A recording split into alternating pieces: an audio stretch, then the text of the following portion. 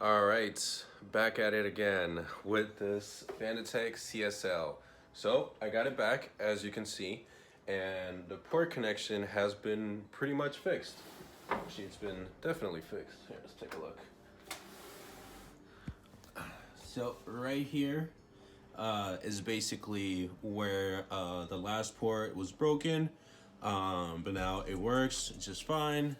As you can see, I have it set up right here next to that lovely PlayStation 5, and where I stand, I usually never take it out of the socket, and I just move this to the side, but leave everything plugged in. So hopefully I won't have any more issues regarding that in the future.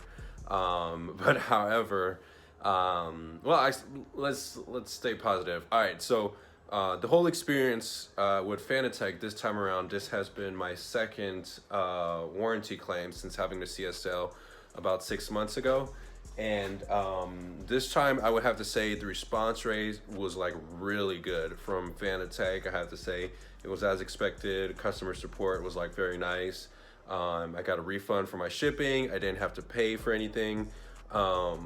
It was basically from the time I shipped out, no, from the time I filled out the form to say that I had a defect and fill out the RMA to the time that I got this CSL base back was 23 days. So think about shipping, I filled out the form, then they responded about a week later. I shipped out the wheel, they received the wheel, they fixed the wheel, they send it back, 23 days.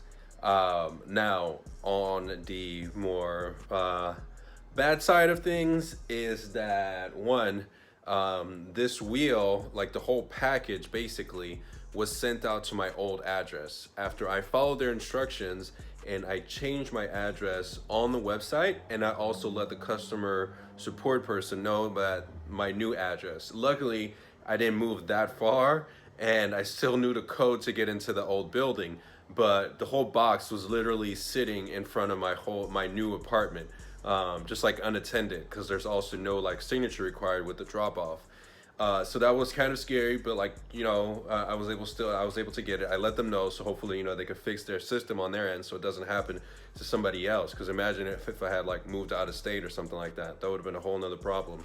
But more importantly, the problem that I have now with this wheel is that this base seems to have some sort of like one of the motors in there seems to be kind of loose. So when I typically play with it, I hear like a rumble, like a rumbling noise. Well, it's not more that I hear, it's more that I feel. Like I feel like a do do do do do type of noise. I'll try to play some F1 2020 right now and see if I can actually get some of the sound on the camera, but it might not seem as, I guess, dysfunctional as it is kind of coming through like the speakers and it controls. And so yeah, so like I immediately noticed that once I put everything back in, and it is very much so concerning because although the wheel works, I'm able to play games, it feels like something is about to fall off at any time and then just go flying somewhere. So it is concerning. I emailed the customer support rep about this. This was about 2 weeks ago. I have yet to hear back. Just to see like, is there a fix that I can do? Because like at this point, I'm not trying to send this back. Like at this point, it's either like, hey, just give me my money back or just send me a completely new box. But yeah, let me try to actually run through some F1 and see if some of the weird noises, the real weird rumblings actually come through on the audio.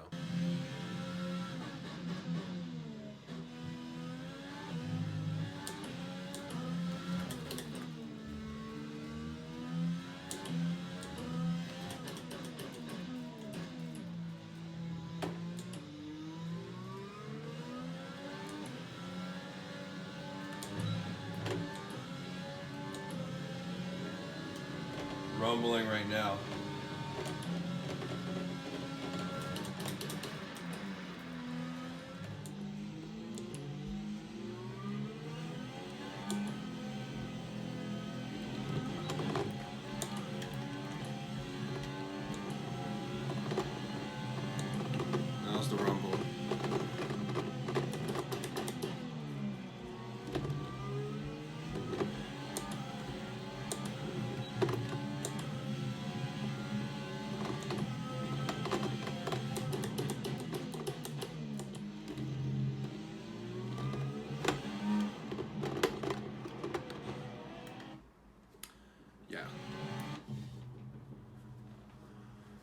So that's kind of it. I will keep you posted if anything else comes up. I think kind of what I said in the last video remains true here, that if you're buying a CSL wheel, there's a 1-year warranty. The 1-year warranty is there for a reason. The CSL is half the price of the podium wheel because it's made with cheaper components. And nothing's wrong with that, but you have to know what you're paying for. If you want something that you can keep more long term, then it might be worth dishing out the extra money. But for other people, spending $1,600 on a wheel, base, and pedal might not be the ideal, situation. That's a lot of money. Even what I paid for this, $800 for a wheel setup is a lot. And keep in mind, once the warranty is out, I won't be able to get it fixed for free, but I'm sure there'll be ways that when things happen, I could get it fixed. Hopefully it won't be like a crazy arm and a leg repair.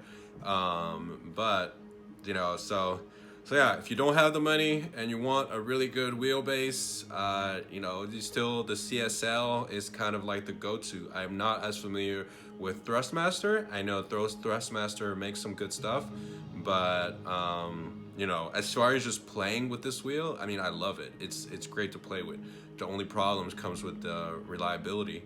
Hopefully I'm behind that, but we'll see. If anything else comes up, I'll be sure to make a video about it. In the meantime, thanks for following. Thanks for commenting. Your comments have been very helpful throughout this whole process to hear your different stories and some of the feedback that you had for me. Also want to give a disclaimer that Fanatec, are real people. They work hard on this. They have families. They're going through COVID just like everybody else. So you have to be considerate of them and, and some of the things that they go through. So I don't have any hate for them whatsoever. I just, reviewing this product and giving you my real takes and impressions. But yeah, so next up for me, I've joined a new racing league, and so I had my first league race last week. It didn't really go too well, but it was my first league race and I managed to finish in the points, so happy about that. But I will be live streaming every Thursday, I believe every Thursday at 6 p.m. Pacific Standard Time. I'll be live streaming the league race. There's a couple more races left. Just trying to get a feel really for this format of competitive league racing, and we'll take it from there. All right, catch you guys in the next one. Peace.